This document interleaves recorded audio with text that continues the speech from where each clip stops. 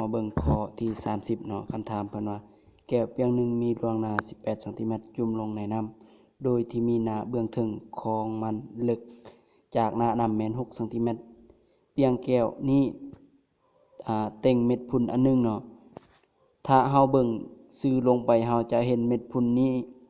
ยับขึ้นไปกว่า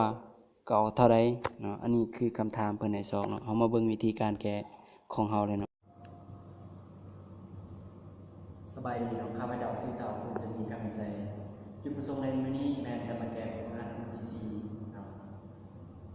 มันมีอยู่4ข้อเนาะมี30 31 32และ33เนาะบัดนี้เฮามาเบิ่งข้อที่30เลยเนาะจากบทเลขหรือว่าจากข้างเฮารู้แล้วว่า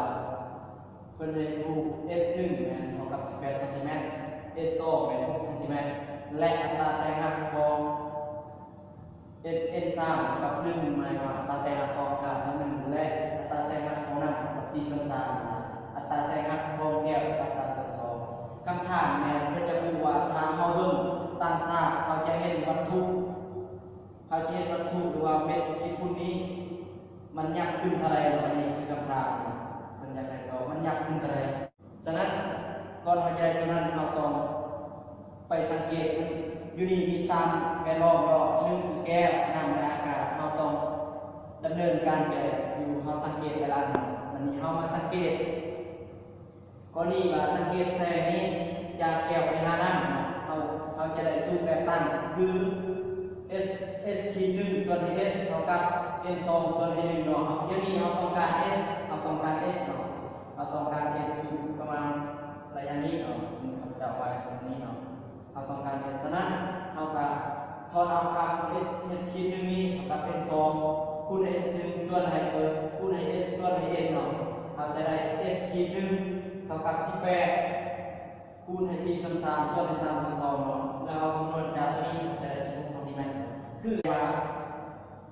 มันลงเองมันขึ้นเทิงยับ2ซนเนาะมันขึ้นได้ประมาณ2ซนเนาะอันนี้คือแล้วเราสังเกตจากแวดล้อมน้ำกับอากาศคือเราสังเกตจากแวดล้อมน้ำอากาศครับแล้วก็เขาสูตรคือการเอาได้สูตรตามการตัวนี้อีกตามสูตรพื้นฐานเนาะสูตรแบบต่าง S ที่ S2 อันนี้เนาะ S ขีด2ส่วนให้ S เท่ากับ N3 ส่วน N2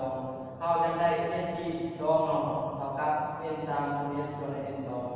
เขาก็แทนค่าเพราะว่าแต่ละค่ารู้เลยเนาะ S2 S ขีด2เท่าไหร่เท่า1แมนอัตราแสงหักของอากาศ1เนาะ1คูณให้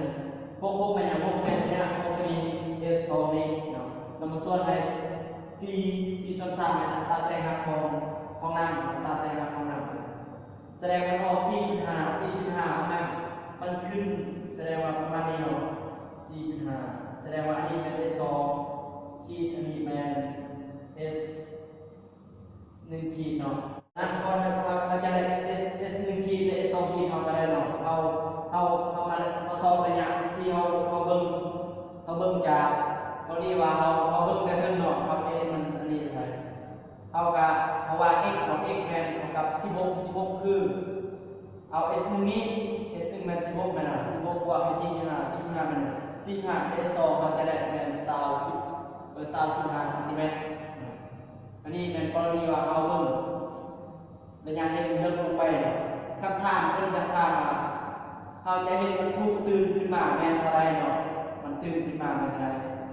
ฉะนั้นเราจะวาง p เนาะ p เท่ากับ y x y นี่แหละ y เป็นผลบวกของ S1 บวก S2 เนาะจะทำ24ลงไป20.5มันคือ x เนาะเขาจะได้3.5แสดงว่าเขาจะเห็นถ้าเขาเบิ่งวัตถุในเรื่องนี้โดยต่างๆเขาจะเห็นวัตถุตื่นขึ้นมาแม่นด้วยระยะ3.5 ซนเนาะ3.5 ซนฉะนั้นพอดีกับมัน